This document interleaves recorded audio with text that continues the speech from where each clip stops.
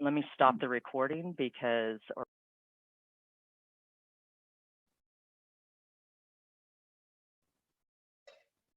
Thank you, Carrie. Good morning, good evening, good afternoon, everyone, from wherever you're joining us from. Welcome for this month's webinar. Apologies for the technical difficulties we are having in getting at least one panel member on board and able to use the technology. I'm glad we are able to kick this off, and I'm told the person is now on. So thank you for the technical team that has supported. So welcome. So today's webinar is going to be on accelerating country-led digital health transformation for data use to improve health outcomes. So we are excited to hear what Path and team are presenting today. So welcome everybody from wherever you are joining us from. Again, just to remind you, please, if you haven't joined the network, it's a great network to network and to learn and to improve your professional knowledge and network. So please do join. We will share a link at the end of the meeting where you can join the network if you haven't joined. And again, to remind us also, the GTHN forum is coming up in December. We will be sending out a call for abstracts very soon. So look out for that and do start preparing yourself to submit. Thank you, and back to you, Carrie.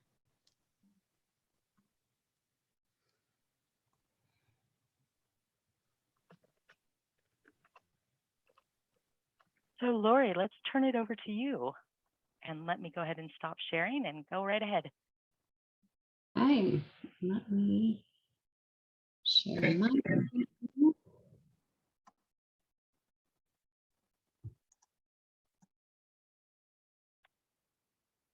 Okay, there we go. All right, thanks everyone. Thanks so much for your patience with us as we dealt with technical difficulties. And we're really, really pleased to have this opportunity to share with all of you in the network about some work that Path and Cooper Smith have been doing together for the last couple of years. And this project is called the Data Use, Acceleration and Learning Project, or DUAL. And I'll just go to the next slide.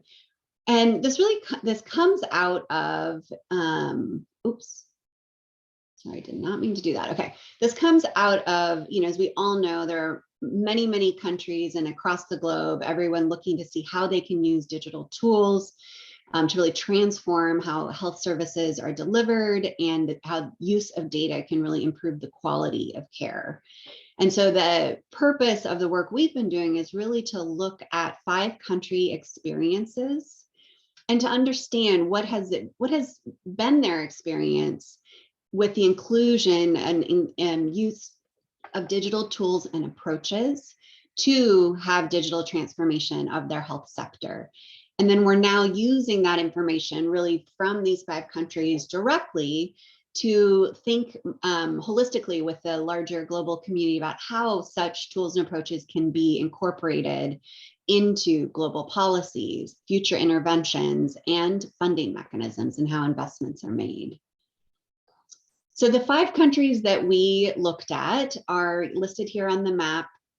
And this comes out of course, there are many investors in each of these countries and many, many partners. But specifically, the Bill and Melinda Gates Foundation has invested in these 5 countries with a model called the Data Use Partnership Model, which is really a deep partnership model with the government to look at how to catalyze digital transformation in the countries. So we worked with these 5 country governments and the implementing partner who's listed below. Path is the implementing partner in Tanzania, Cooper Smith is in Burkina Faso, Malawi, University of Cape Town in South Africa, and JSI in Ethiopia, and looked to learn about what is working in their digital transformation efforts, what is not working, what are some of the enablers, barriers, etc.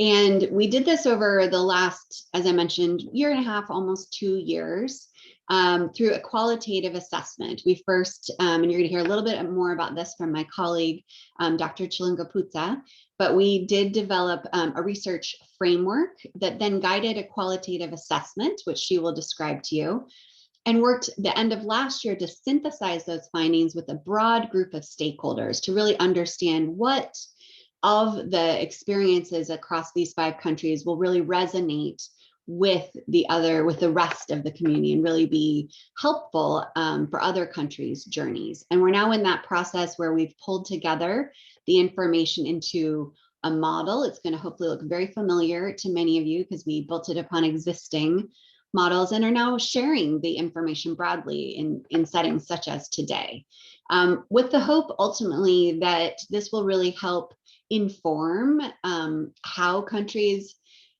are doing digital transformation in ways that, to learn from these experiences and what is working and what can be really fundamental for that experience, as well as to really give voice to the importance of greater coordination across governments, investors, implementers, and ultimately even help inform normative guidance that can really help strengthen all efforts around digital transformation and increased data use. And we're really, looking to share this information across stakeholders, from implementers to country governments, funders, and policymakers. And so have a really, for the next 6 months or so, intentional process of sharing really in many, many different settings, from deep dive workshops with country participants to individual meetings with funders and webinars such as today. So with that, I'm going to pass over to my colleague, Dr. Chilungaputsa, to talk about how we did the research.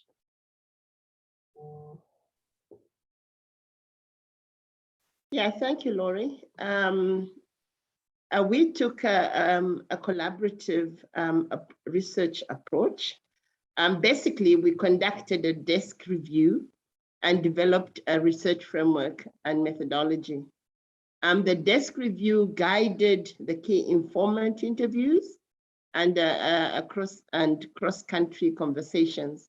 By cross-country conversations, we mean we facilitated sharing of information, sharing of challenges, sharing of lessons learned, sharing of enablers and barriers across the countries that actually did do this work. And we also actually did have audience with some other countries who do digital health, but not necessarily part of the DUP countries. And then we held a synthesis workshop to validate the findings. And then we developed a digital transformation model. And finally, we are sharing, as Lori said, the country learnings with digital health stakeholders. So if you have a deeper dive into the methodology, we reviewed in total 72 documents. These ranged from policy documents, strategic documents, and so on. So across the 5 countries, we reviewed actually 72 documents. And then we had 33 key informant interviews across the 5 countries, and then 4 in-country conversations. 21 countries engaged across Africa, South America, and Asia. And then we had a synthesis workshop, and then, of course, down to the digital transformation model, where we identified actually 10 critical elements, and 2 of them are kind of new, not new as in new to the world, but new in terms of this model, and new in terms of it's something that it's one of those things that people do forget usually. So the dual implementation framework, as we have come across it, is first of all leadership and governance.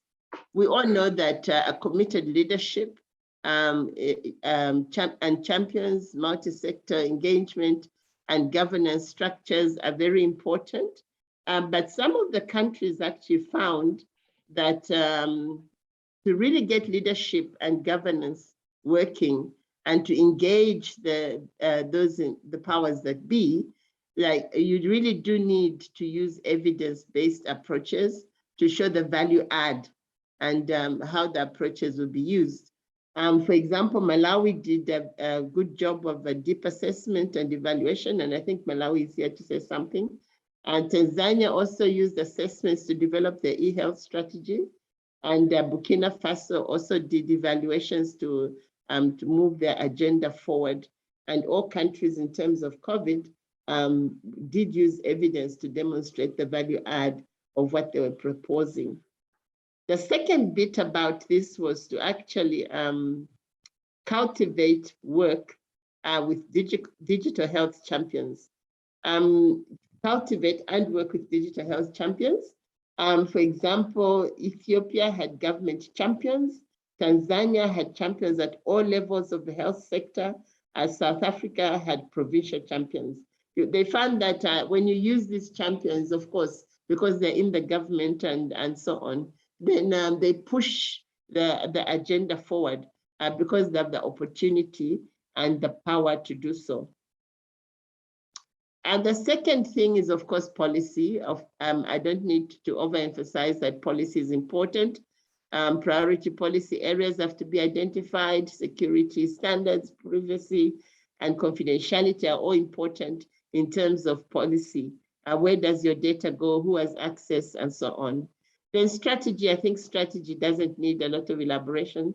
Definitely, you need a strategy to know where you're going, and that strategy will guide your activities. Investment is, again, something that one would expect to be there, because you do need resources. You do need that investment in order to move the agenda forward. Systems architecture is important because,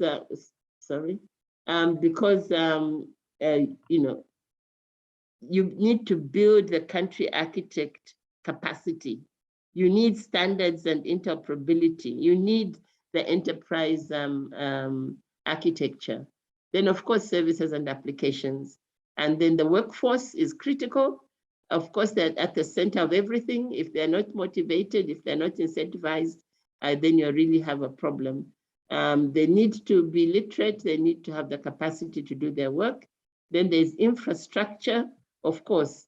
I mean, most of our technology uses, for example, internet, and you do find that connectivity is actually quite a problem in most countries. Some parts of the country may have connectivity, while other parts do not have connectivity. So this is something that has to be looked at if we are really going to be serious about implementing digital tools. Now, data use ecosystem is another important element, because it's all about data use, and you need to have capacity building, to enable the health workers to use these tools. For example, Tanzania and the capacity building to support government health profiles and the capacity building consortium, they really invested in the capacity building. South Africa actually invested in capacity building at the national level. Ethiopia also made efforts to transform data for information use. So it's very important that the capacity building is done, and there are no shortcuts to this. It's just something we do have to do if we're going to talk about a data use ecosystem. Improved data monitoring, for example, Tanzania used the AFIA supportive supervision system, because if you're going to say we're going to have quality data, you do need to have the monitoring system. Ethiopia actually had a performance monitoring team that went around to monitor what was going on. Again, Ethiopia actually had an improved feedback loops and data quality, just to ensure that there is improved data quality. And then past the data use ecosystem, by the way, the data use ecosystem is one thing that this model adds on. It's one of the new elements. The others, you can see them in the WHO ITU models. And then the change management. Of course, change management is very important because even if you put the machines there, the tools there, if people don't want to use them, they won't use them. And that's all there is to it. One of the biggest challenges to digital health sometimes is actually the people not wanting to use them. They're just used to their own ways. They want to do things the way they've always done them. They are comfortable with that, and they don't want you to disturb them.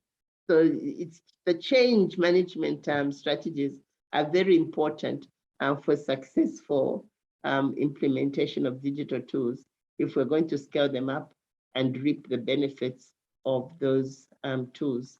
I think now I'll hand over to my colleague to continue.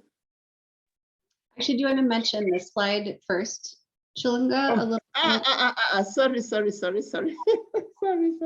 Yeah. Yeah, the dual model itself is depicted there. And you can see that all those elements I was mentioning are in the outer circle there.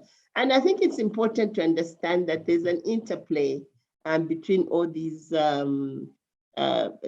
elements. I mean, one cannot work in isolation. They're kind of interdependent. So you see that you have the community members there, we have the workforce, then we have the data ecosystem affecting everything there, and then the change management, which affects, again, everything. You know, sometimes we limit change management to just the health workers, because maybe that's the easiest thing you can do. But actually, change management sometimes is necessary even for the politicians, because they will actually resist these things if they don't buy in, then you really have a problem. So change management is very, very important. But this is how we are seeing the model right now, as a circular, as opposed to, step 1, step 2, step 3, step 4. Because really these things are interrelated if they're going to work together to achieve what we want to achieve. Now, in terms of lessons learned, in terms of leadership and governance, the key lesson was to adopt approaches that that fits with the project goals. You know, sometimes you take approaches, but there's a disconnect between the approach you're taking and the goals that the leadership has or the governance system has. And it is important to remain flexible and to shift to shifts in government. What you often find is that there are shifts in government, and because there are these shifts, you get disruption. So you really must anticipate that. You must remain flexible. And as for policy, it's very important to build an existing health policies and standards and put in place governance structures. And that is also important. Again, strategy must be clear, must be long-term, must be flexible, and it must stick to what the country wants to achieve. So you must have flexible plans and solutions that can be used to attain what you want to attain. Investment, of course, ensure the alignment of investments. This is a big, big challenge, actually. We have quite a lot of projects, if you would like, that are running in parallel, expensive projects. And really, if the investments were more aligned, you could achieve more in those countries, as opposed to when they're running parallel and then there's just a dead end because the funding has come to an end. So investments really must be aligned to achieve what we want to achieve. And we must develop funding oversight mechanisms to ensure that this investment is actually aligned. Systems architecture, we need to develop an implementation process and framework that uses practical implementation approaches. In other words, they must be suited to the environment that you want to use them in. You can't just put something into a system where it doesn't fit. It must fit. It must be practical. It must speak to the environment. I mean, otherwise it's really a waste of time. Services and application, of course, engage stakeholders within the health sector and beyond.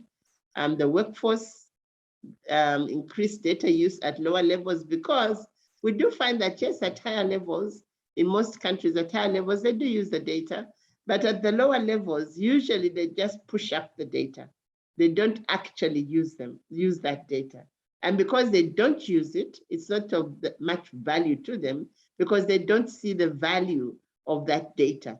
So if you could get them to actually use the data, give them the skills to interpret that data for daily use, I think that in itself would improve data quality, because then they'll know that we're doing something that actually speaks to what we're doing, as opposed to doing something just to push up to the next boss who don't even know what they're doing with it.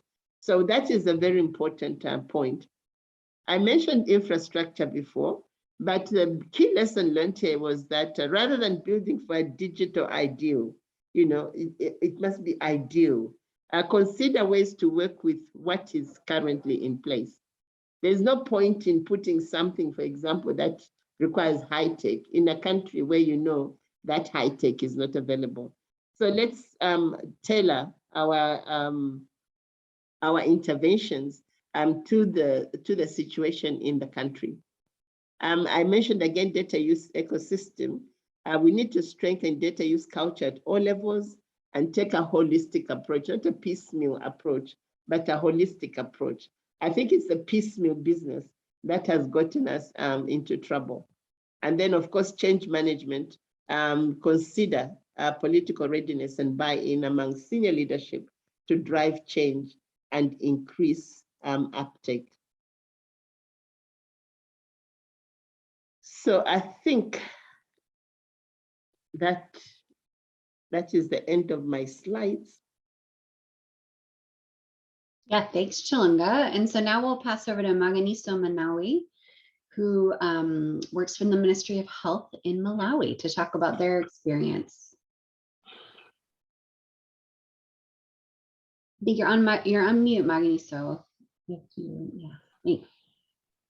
Okay, thanks very much. Thanks everyone for joining the webinar. I'll give experiences from Malawi as part of the dual project. So in Malawi, I think there are a number of lessons that we have in terms of digital transformation, readiness for that, and also from the implementations that we have done. I think we have two lessons to share, or two areas to share.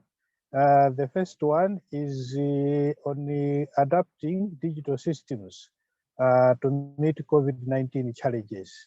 I think the key issue here is how countries can be ready to adapt to new and emerging challenges using digital solutions.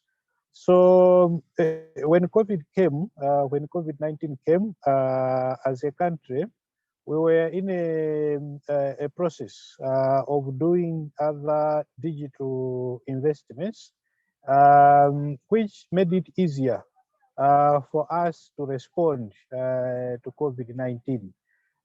Some of the key areas that we are working on was the interoperability architecture, which is supporting with the data sharing between systems.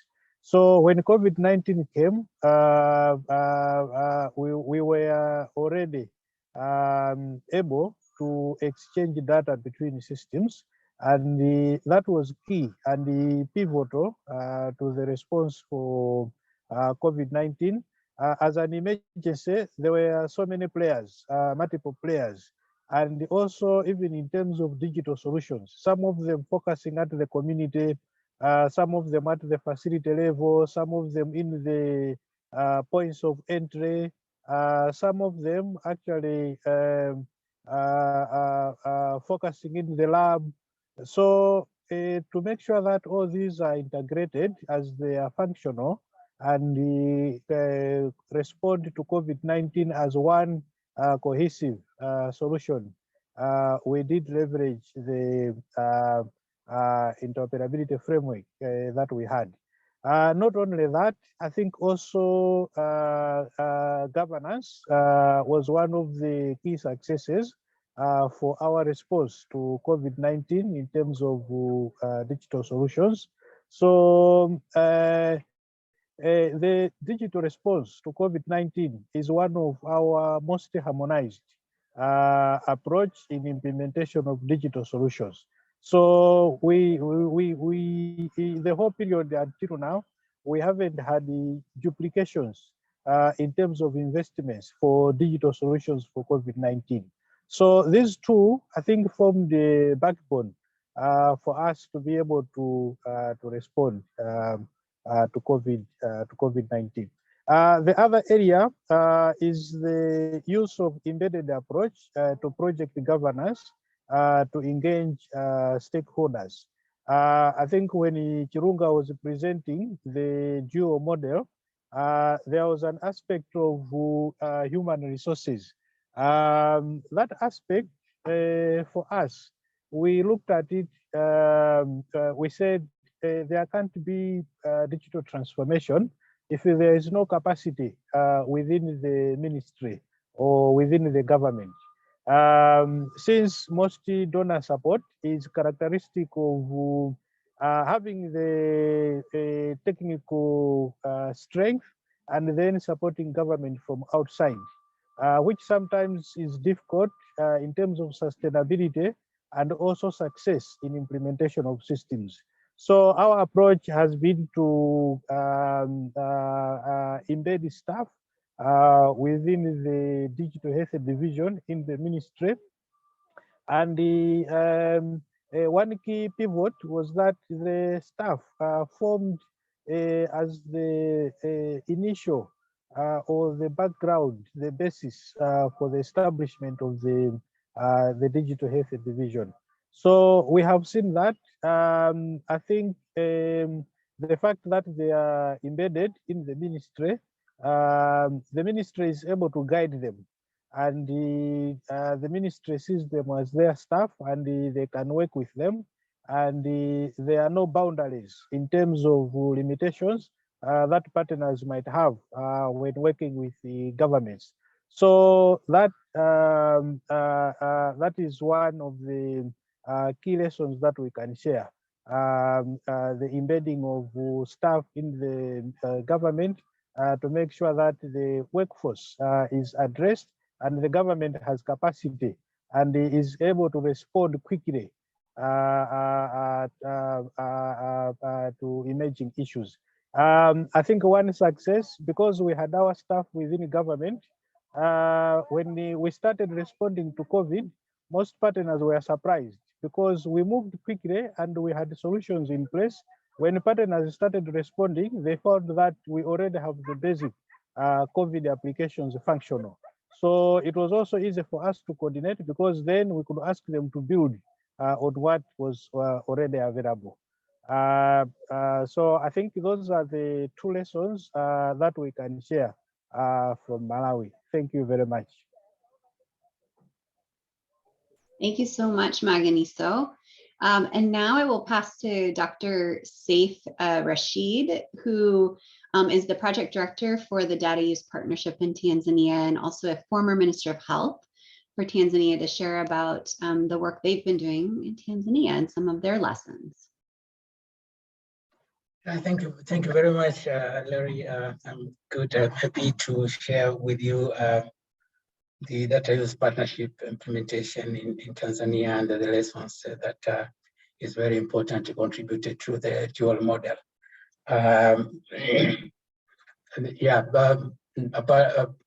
ideally, the data use partnership in Tanzania really worked and tried to contribute to the investment roadmap that was developed to respond to the eHealth strategy of 2013-2018. And that investment roadmap did have somewhere around 17 recommendations. And out of that, data use partnership contributed or worked in somehow around 3 to 4 investment areas. And one of them is component of governance. And in the area of governance, data use partnership supported the Ministry of Health to revisit and come out with a new digital health strategy, which ideally outlined the importance of having governance mechanisms and structures, including having that National Digital Health Steering Committee, which is chaired by the Permanent Secretary of the Ministry of Health in Tanzania, and that the Digital Health Steering Committee actually serves as the primary governance body to oversee, outline the strategic move, and see the implementation of the National Digital Health Strategy, including the plans that worked on responding to that strategy, and coordinate partners and things like that. Therefore, it's really an important component of governance and leadership, having a structure or a mechanism that oversee, coordinate, and align actors to minimize the issues of duplication, to work towards the goal that would be of impact to the investment roadmap, and specifically worked in accordance to the digital health strategy. Go to second slide.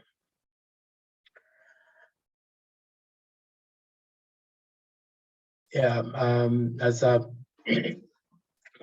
some of those key areas or key investment areas of the data use partnership, it included a component of governance and policy, of which I just mentioned some or part of that governance and policy component, which having a mechanism for governance structure, like having the National Digital Steering Committee. It did acted on a second area of the primary health care, plus supervision, plus component of data use. But then the third area, which is really an important one, and actually it is outlined as a strategic objective number 5 of the National Digital Health Strategy of 2019-2024, on the areas of sharing data and interoperability. And that area is so as to be done in a better way. You must have a blueprint or document that outline key component of the design, and called enterprise architecture, which ideally work on the design of the systems, outlining component of standards, and understanding the business process, and of course the systems and so on. Therefore, Ministry of Health Tanzania has managed to be the first, probably among the leaders in that area, to have a documented digital health enterprise architecture from since 2019. And it is having a mechanism or a team working under the National Digital Steering Committee, Digital Health Steering Committee, a subcommittee which is really working to guide development of new systems to align to the enterprise architecture, but at the same time to revisit the developed system to see how best they will be aligned to the enterprise architecture, which is really a good thing. Let's go to another slide, please. Yeah, Tanzania has really see the landscape of digital investment in the country and the operation challenges that are happening. Some have already been presented in the lessons learned from dual work, issues of investments, coordination, issues of systems development, and issues of governance and so on, and coordination, of course. If you look on how digital investments in the country or in Tanzania is implemented, it's actually implemented in different arms or different key bodies. For example, we have a Ministry of Health, which is supporting development of systems specifically for the really higher level kind of secondary and tertiary levels of healthcare service provision. And we have a President's Office, regional administration, or local government, which ideally, apart from working on the primary health care and district hospitals, it is as well having a Directorate of ICT, which ideally developed systems for those level of care. And essentially, we do have, like any other place, that we have public services and we have private services, and that the private services contributing to the overall healthcare to having almost or nearby to 40% of healthcare facilities in the country, and that in the comprehensive development, coordination, and understanding that you will be having a system that will be interoperable, that the systems that will inform key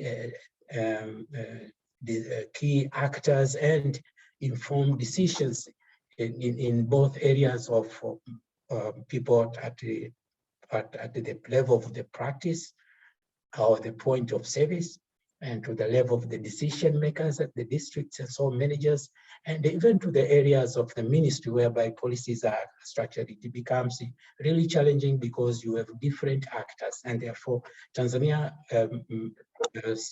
like some other countries as well, has decided to formulate a Center for Digital Health, which will to some extent support and oversee digital health initiatives or investment in the country in a coordinated manner, addressing the sectoral approach rather than ministerial or regional or local approaches. And therefore, this is one of the key lessons. So far, the Ministry of Health has already developed the Center for Digital Health Operationalization Money, and renovate or having a space for the actors that will be working on in that center be positioned. And currently, Ministry of Health high levels or leaders are working on the final touches that would come out and see that the Center for Digital Health be operational. I thank you very much for having me and having the opportunity to share the experience of Tanzania on areas of governance, enterprise architecture, and the Center for Digital Health. Thank you. Thank you so much, Dr. Saif. Great, and I'm just going to end our presentation. As I mentioned at the beginning, and it really, our hope with this work is to really spotlight and highlight the experiences of 5 countries. Now, of course, and this is work that these 5 country governments have been doing for many years with many different, partners and funders. But there's also many, many other countries doing very similar work and very aware of that. But really hoping that by, a lot of, I imagine this sounds very familiar, and this is certainly an audience that probably resonates with the holistic nature of digital transformation.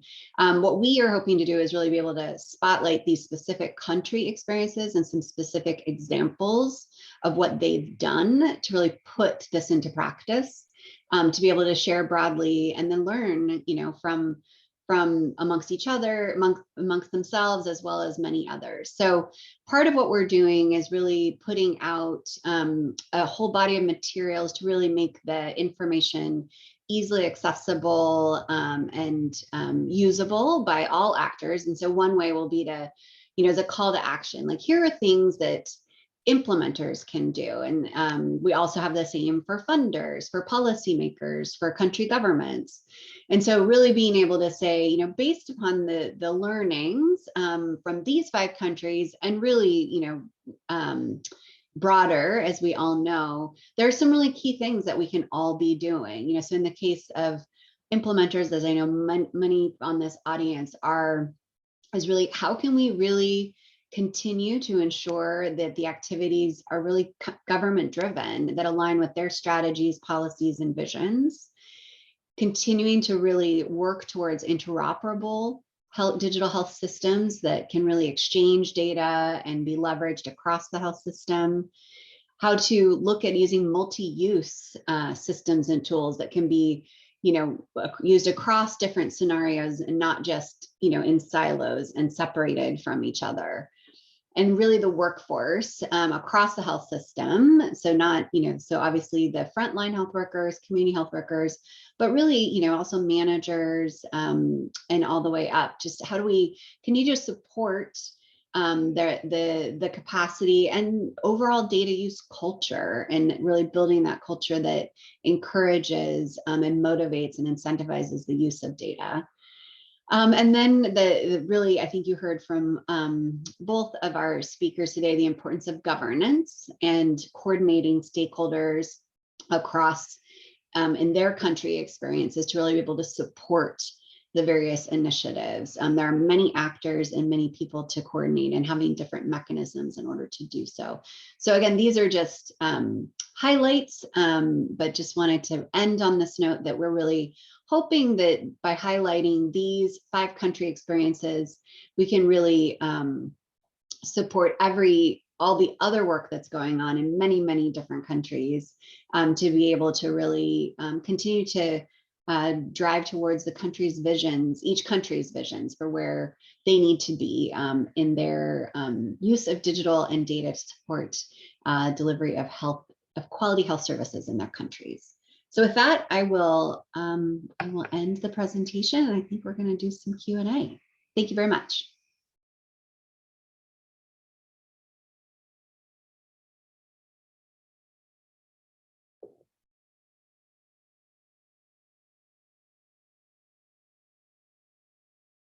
And so I think I'm facilitating this. If you have questions, you can feel free to drop them into the chat.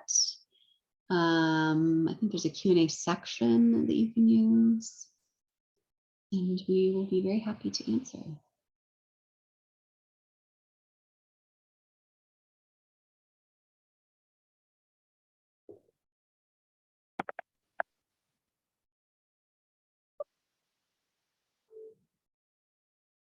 Yeah, so far no questions yet, but attendees, please, if you have any questions about this amazing presentation with these awesome panelists, please put them in the chat.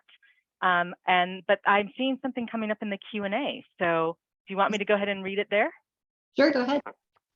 All right, so we have a question from Revelation that is asking, what are some of the privacy concerns that have been encountered so far with the interoperability of health systems?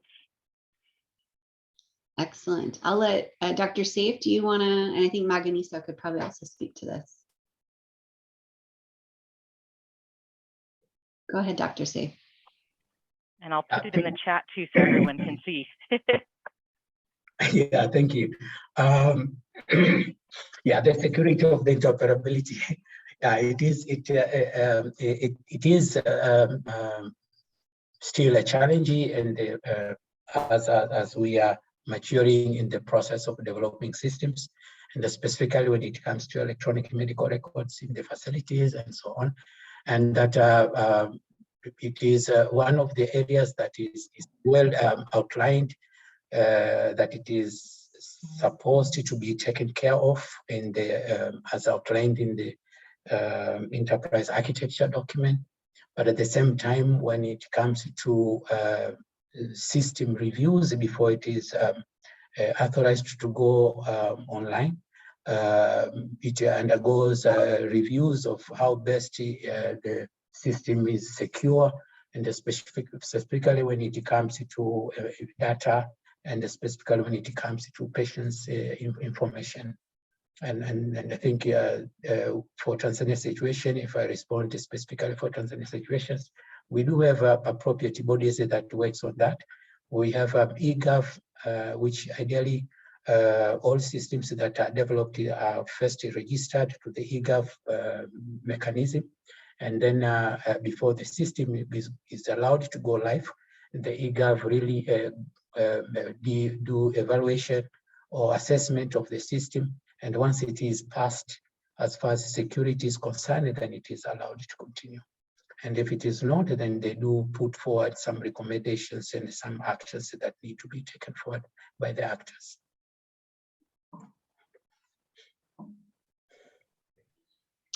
So I think just to add, which I think has been mentioned, I think one key issue is governance for interoperability to function properly. There are standards that needs to be implemented as part of interoperability. For example, standard master health facility registry. So it's not just the registry. There are governance issues like how do you update it, who updates it, how often does it get updated. So those need to be in place. Otherwise, you can have a functional interoperability architecture, but if these standards are often out of date, then it might be difficult for everyone to harmonize around that. The second issue is, you know how we have so many systems in the health sector. So because interoperability enables exchange of data between systems, in some cases, it could be used as justification for parallel and vertical systems. But the purpose of interoperability should not be that. It should be to exchange data between systems and the systems that are harmonized, not vertical or parallel with each other. So I think these are two issues that I can quickly raise. Yeah, thank you. Great, thank you both. That was really helpful. I think privacy is a really great issue that requires many of those elements that we highlighted in the model to really address, from policies to systems, et cetera. So I think that's a really great question. There's another question in the chat from Apt Associates that says, what were the most challenging behavior change issues that you encountered when you were transforming health data systems and strengthening digital health initiatives? And how did you overcome those challenges? So what were some of the most challenging behavior change issues and how did you overcome those? Dr. Saif or Marganiso, do you want to? Yeah, thank you. Yeah, yes. Initially, quite a lot of when it comes to instituting or putting in place the systems, there is quite a number of issues that one need to take. So as you can address and overcome behavior challenges. Of course, there are issues of understanding and buy-in of the system itself from the leadership and the governance aspect. But then when it comes to users of the system, they need to be acted or to cooperate in the process of developing the system. And if they are engaged from the day one and in the process of developing the system, for example, if they have participated in the system requirement, then they become some of champions in the use of the system. And thereafter, when it comes to scale and deploy the system, that's the place whereby you need to work very strategic to have actors that would be of influencing or have influential capacity. And you have users who can demonstrate and be part of them. They train themselves. We have some kind of a cascade mechanism of training of users and uptake of the developed systems. There are different mechanisms one can do, including having a centralized portal whereby one can get and ask questions and have some answers or respond to their concerns in the process of using the system and adaptation. And of course, there are other mechanisms of using their own core staff or core team members, their own team to train themselves and to come out and use the system appropriately. Therefore, there are quite a number of areas that one need to put apart from having the documentation, the standard operating procedures, the training manuals, and so on. But you can as well have different mechanisms of approaches that would be of importance when it comes to influencing change and adaptation of the developed systems. Thank you, Dr. Saif. And Maganisa, I think we'd love to hear your thoughts on this too, as well as there was another question about, which is very similar, about change management. So yeah, any successes you have to share about addressing behavior change management you'd like to highlight? Okay, so I think I'll add two challenges, and then maybe I'll also try on the successes. The first one, to take away people from their routine ways of doing things.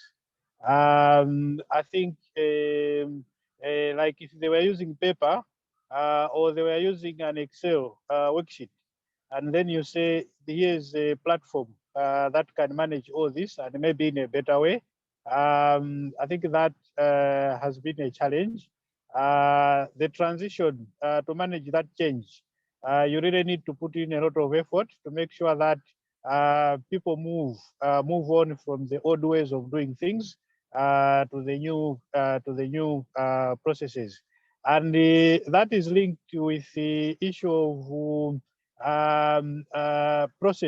business process management. When you introduce a new platform, for it to function, usually there are one or two things that you need to change in the workflow of the work that is being done, and that is also not easy. It takes time for you to be able to do that. One of our experiences with COVID-19, when at the time that we introduced the COVID-19 case management application, the districts, the subnational levels, they had already maybe started tracking COVID-19 cases using some of the tools that were available to them. Most of them were using Excel, and they could produce the line list within the Excel. Now, sometimes that line list did not have adequate backing data in terms of the figures that were presented. When we said let's transition and we looked at the data that was available, the forms, the papers, you'd find that the figures are different in some cases. So that called for a lot of review, a lot of data validation, and a lot of discussions in order to transition. So I think that's an example, but we did transition, and the districts started using the platform for reporting cases. So maybe that's how I can respond on that question. Thank you. Great, thank you very much. And I know we're getting close to time. So there was one last question from Health Enabled on, they are currently developing a multi-country tool or resource for effective data use at subnational levels for better decision making. Do either of you have any lessons to share about that, about working at that level, the subnational level specifically, you could share quickly?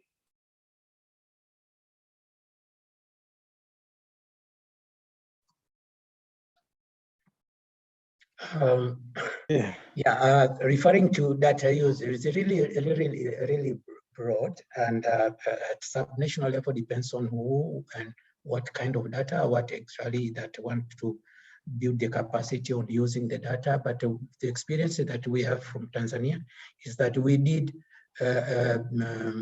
build capacity of districts to prepare their district at the profile, and to some degree picture on how their district is performing, that would later on be used for planning and resource allocation, and ideally even to justify the request to the higher levels on certain aspects of requirement for the district, including human resource and other resources of importance.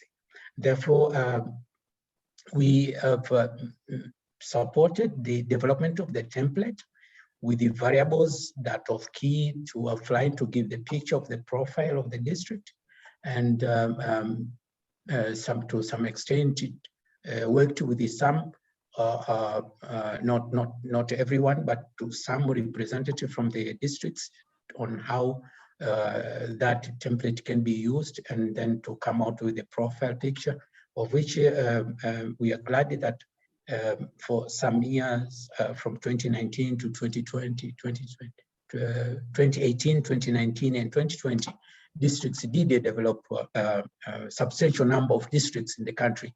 Actually, more than 3/4 of the districts in the country did develop their district as a profiles, which is really a good picture, and they've seen to be a very useful part of the piece of work for the district.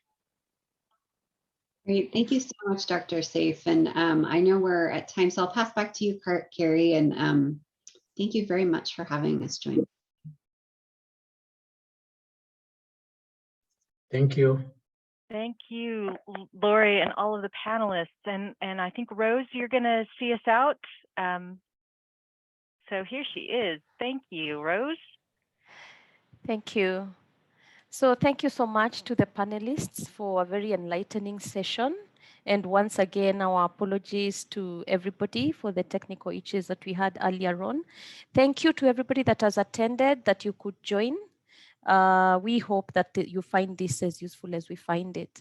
Just to remind us again, here is the link for signing up for those people that have not signed up to the network yet.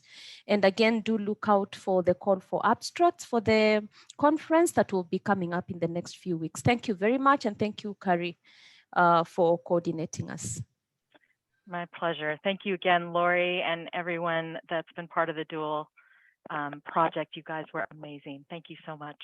And thanks everyone for joining us today. Thank you. Thank you. Thank you. Thank you. Thank you, everyone. Thank you. Bye.